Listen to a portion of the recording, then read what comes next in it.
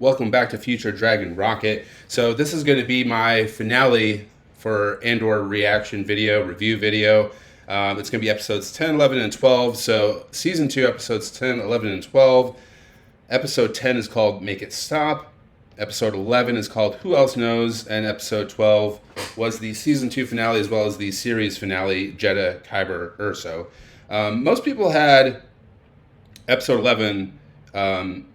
Who Else Knows as maybe their favorite of these three. They were all well received. All three of these are well over 9.0 on IMDb. My favorite of these last three episodes was episode 10, Make It Stop. This was kind of a backstory for Luthen and Clea, which I really appreciated and thought was really well done. But it opens up with Jung. Jung is the Imperial spy for Luthen. Jung is giving Luthen all the inside information for the Empire. And this was incredible to witness. I mean, this was the very first step in taking down the Death Star. There were so many steps, so many things that had to happen to take out the Death Star. And this was the very first thing. This was the very first baby step, was Jung coming to Luthen saying, like, this is it. This is the last piece of information I'm going to get you. I want you to get me and my wife and my kid off planet, off Coruscant, put us into hiding because this is the last final piece of information. What is that? Jung knows that the Energy Project is a lie. The Energy Project that Krennic and Urso, that the Empire is working on, the whole Gorman thing, it's all a lie. This is all for a huge weapon. They don't name drop it quite yet because I'm not sure if you knew the name was Stardust or Death Star, but Luthen does not come through with his promise. Luthen shoots him to cover his tracks to make sure that no one finds out about the rebellion. So Jung's wife and daughter are in hiding, not knowing if they're going to make it off Coruscant. They are not going to make it off Coruscant. But this was incredible to see. The very first baby step in taking down the Death Star was Jung telling Luthen that the Energy Project is a lie and that there's going to be a huge weapon and that Galen Erso is involved in it. Miro finally tracks down Luthen where he is. He was on Coruscant the whole time. Really embarrassing for her. Probably my favorite line in this episode. I'm not sure if it's my favorite line in all of season 2. Definitely not the whole series. But this line that Luthen tells Miro, there's a whole galaxy of rebellion waiting to disgust you. That was so awesome. But the whole backstory, I'm not sure what kind of war refugee Clea might have been, what kind of deserter Luthen could have been. I mean, I'm pretty sure that was the Clone Wars, I imagine. Because of Clea's age. But we get to see Clea kind of as a child, not necessarily a toddler, but like a child, then a teenager. And we get Naboo, we get live action back on Naboo. And one of the coolest things about Luthen's attack on Naboo was him teaching Clea not to look at the attack before it happens, because that will imply guilt. Look at the attack after the explosion happens. So I thought that was a really cool little backstory scene between Luthen and Clea, kind of teaching her how to be an actor in the rebellion. So the backstory is kind of over. Luthen is on life support because they want to keep him alive to get information out of him, and Clea is on a mission to kind of put that at end one way or another. We don't really know what her end game is quite yet. One thing I thought was kind of weird was that I think we saw stormtroopers without helmets in this episode, which is kind of really unheard of for most of Star Wars. But Miro is under arrest. That was hilarious. That Clea is pushing some alien through the hospital, and the alien just says, "Huh?" I thought that was hilarious. But Clea, her mission is complete. She pulls the plug on Luthen's life support.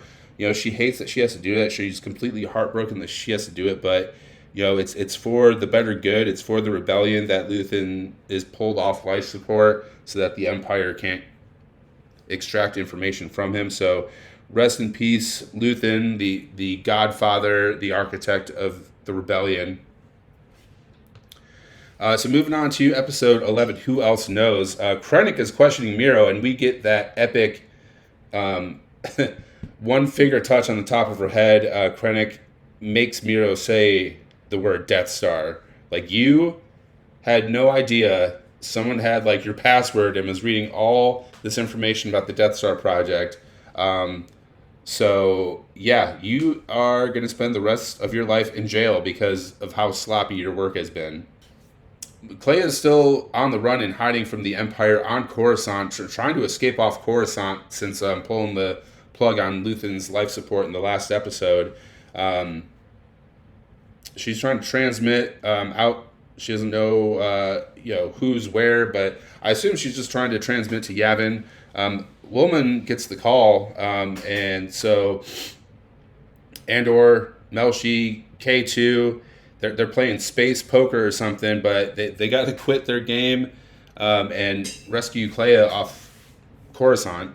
And this was kind of a slower episode, but it really paid off because Clea, Cassian, Melshi, they're all cornered by some stormtroopers, some Imperial guards, and they're probably not going to make it out.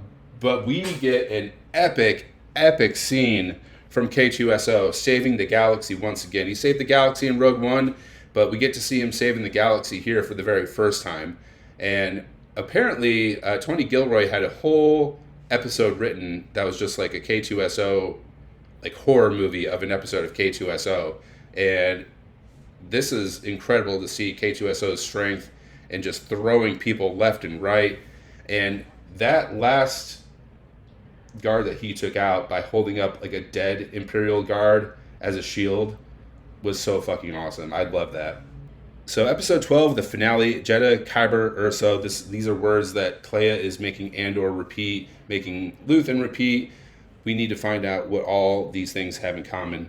But K2SO saves all three of them, Clea, Melshi, Andor, gets them all off Coruscant, gets them to Yavin, and we see Mon and Bail Organa talking to Saw Gerrera, which was so awesome to see. Kind of the trifecta of the rebellion coming together. We can see Admiral Akbar, which was awesome. We kind of see them with the Rebellion Senate, the New Republic Senate, all kind of making plans, discussing things. They don't really believe Andor and Clea when they're mentioning Jedha, Kyber, Urso, Krennic, Energy Project, huge weapon. And then we get a little bit of Coruscant in this finale episode, and Nemec's speech from season 1 is playing kind of as a montage. We do get a small flashback to Cassian's sister from early on in season 1, but that's still like one of the loose strings here. Bail says the line to Cassian, "May the Force be with you." I wasn't too happy about the recasting of Bail Organa because Jimmy Smith's been in Star Wars for so long, but you gotta have Bail Organa in this. You can't just skip Bail Organa's character. He's such an important character. And man, the ending where we kind of see like where we leave all the characters at the end of the series, that was a really good ending in my opinion. I mean, we see, we know Mon Mothma is, leader of the New Republic going forward, but we see her husband just kind of like drunk drinking with another woman in his ship in Coruscant. We see that Miro is in a prison outfit from Andor season 1, in an Imperial prison from Andor season 1, so she's just rotting away in prison for the rest of her life. We get Saw on Jedha looking out to the Star Destroyer that's on Jedha, which you'll see again if you watch Rogue One immediately after Andor. We see Orson Krennic looking out at a nearly finished Death Star. I mean, it's had to have been finished right after this scene, because if you go on to Rogue One, it's completed. It's ready to go. We get to see B2EMO again, and we see Bix in probably the tearjerker ending of the Andor series, episode 12, season 2 finale. We see Bix is holding a baby, and we gotta assume it's Andor's baby, who if you've seen Rogue One, you know that Andor is never going to see this baby's never going to meet his father. And if you had not been emotional or cried about Andor season 2 or the Andor series finale, this was definitely it. The show, the episode, the season ends out with Bix just looking optimistic out into the field, peaceful with Andor's baby, and this was just 10 out of 10. I don't know if we'll ever get any other Star Wars project that's this well written, that's this well done, top to bottom, start to finish.